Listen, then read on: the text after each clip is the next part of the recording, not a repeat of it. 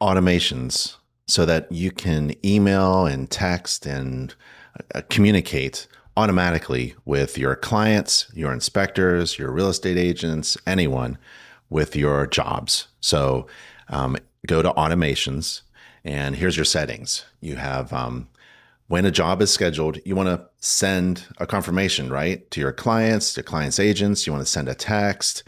You want to when a job is rescheduled, you want to send information to them. When a job is canceled, when something is agreed to, like an inspection agreement, we have all of these reminders in templates. So here's a pre-inspection reminder for your clients, and you can send it out 7 days before, 1 day before, or a couple of hours before.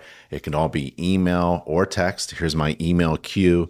We have a lot of emails going out, a lot of jobs being scheduled. And the text, we haven't set up in this beta mode. We're just beta testing the software. We haven't set up the text messaging. We don't want to go through all that expense for you just to test the software. So go into your automations. We have a ton of templates so that you can automatically notify all of your clients and agents and sellers and anybody you want to communicate with by email or by text. It's all automated.